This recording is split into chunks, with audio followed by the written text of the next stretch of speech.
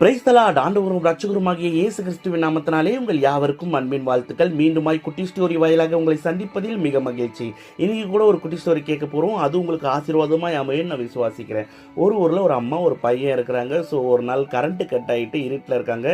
So அவங்க அம்மா வத்தி குச்சியை கொளுத்தி மெழுகுவத்தியை ஏற்றலாம் அப்படின்னு நினைக்கும் போது அந்த பையன் அம்மா என்கிட்ட கொடுங்க நான் கொளுத்துறேன்னு சொன்னேன். சரி, அவங்க அம்மாவுக்கு மற்ற வேலைகள்லாம் இருக்க காரணத்தினால அந்த பையன்கிட்ட கொடுத்துட்டு போகிறாங்க. அந்த பையனும் ஒரு தீக்குச்சியை எடுத்து ட்ரை பண்ணி கடைசியில் மெழுகுவத்தி அவனால கொளுத்தவே முடியல. என்னடா அப்படின்னு நினைக்கும் போது கடைசி வத்தி குச்சி இருக்கும்போது அவங்க அம்மா வந்துட்டாங்க. இன்னமும் நீ மெழுகுவத்தி கொளுத்தலையே, ஆட போப்பா அப்படின்னு சொல்லி அந்த பையன் கிட்ட வாங்குறாங்க. உடனே அந்த பையன் கெஞ்சுறானா, அம்மா ப்ளீஸ்மா கடைசி வாய்ப்புமான்னு கேட்டோன்னே அவங்க அம்மா சரி போ அப்படின்னு சொல்லிட்டு கொடுக்குறாங்க. உடனே அந்த பையன் ஓடி போயிட்டு எங்கெங்கெல்லாம் காற்று வருமோ ஜன்னல் கதவு எல்லாத்தையும் மூடிட்டு வந்துட்டு மறுபடியும் அந்த மெழுகுவத்தியை கொளுத்துறான். பார்த்தா வத்தி குச்சி கொளுத்தி மெழுகுவத்தியை ஏற்றி வச்சுட்டான்.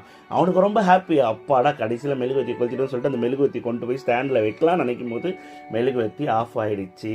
சரி, உடனே அவங்க அம்மாவுக்கு ரொம்ப கோவம் வந்துச்சு. உன்னால் ஒரு வத்தி புட்டி ஃபுல்லாக காலி ஆயிடுச்சு, நீ இருட்டில் நம்ம இருட்டில் தான் இருக்க போகிறேன்னு சொல்லி அந்த பையனை திட்டுறாங்களாம். ஆனால் அந்த பையன் கடைசியில் செஞ்சால் பார்த்தீங்களா, காற்று வராமல் இருக்கிறதுக்கு ஜன்னல் மூடுறது கதவு மூடுறது இதெல்லாம் முதலையே செஞ்சுருந்தா ஒருவேளை அந்த வத்தி குச்சி எல்லாமே காலியாகாமல் இருந்திருக்கலாம். ஒருவேளை ஆஃப் ஆகிருந்தா நெக்ஸ்ட் வத்தி குச்சி மூலிமா அந்த மெழுகுவத்தியே பற்றி இருக்கலாம். ஆனால் அந்த பையன் அதை செய்யாதனால அவங்க அம்மா கிட்டே திட்டுவாங்கன்னா அன்றைக்கி இரவு ஃபுல்லாக இருட்டிலேயே அவங்க 2 பேரும் டைம் ஸ்பெண்ட் பண்ணுற சுச்சுவேஷன் ஆகிடுச்சு. ஸோ நம்மளோட வாழ்க்கை கூட அநேகர் என்னை உட்பட எல்லாரும் செய்கிற ஒரு விஷயம் என்னென்னா, நிறைய நாட்கள் இருக்குது, நிறைய நமக்கு சுதந்திரம் இருக்குது, நிறைய வாய்ப்புகள் இருக்குதுன்னு சொல்லி அநேக காரியங்களை நம்ம மெத்தனமாக இருக்கோம். ஆனால் ஆண்டவர் தெளிவாக வசனத்தின் மூலியமாக நமக்கு சொல்கிறாரு.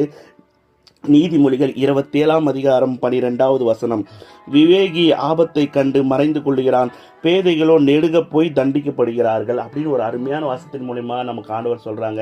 விவேகியானவங்க என்ன செய்வாங்களாம், அடுத்து வர காரியத்தை முன்னையே எல்லாத்தையும் ப்ரிப்பரேஷனை பண்ணி எந்த ஒரு ஆபத்துலையும் போகாமல் இருப்பாங்களாம். ஆனால் பேதையாக இருக்கவங்க என்ன பண்ணுவாங்களாம், வந்தால் பார்த்துக்கலாம் சொல்லி கடைசியில் நெருக்கத்தில் போய் மாட்டிப்பாங்களாம். ஸோ நம்ம இந்த வருஷத்தில் இந்த 2026 இன்னைக்கு இந்த ஜனவரி 1 நம்ம செய்ய போகிற காரியம் நிறைய இருக்குது. அநேகர் உடம்பு குறைக்கணும்னு ரெசல்யூஷன் எடுத்துருவாங்க, நிறைய பேர் மதுபானத்தை விடணும்னு விட்டுருப்பாங்க, நிறைய பேர் சிகரெட் பிடிக்கிறத விடணும்னு விட்டுருப்பாங்க, நிறைய பேர் நல்லா படிக்கணும், நிறைய பேர் பைபிள் படிக்கணும்னு முடிவு எடுத்திருப்பீங்க.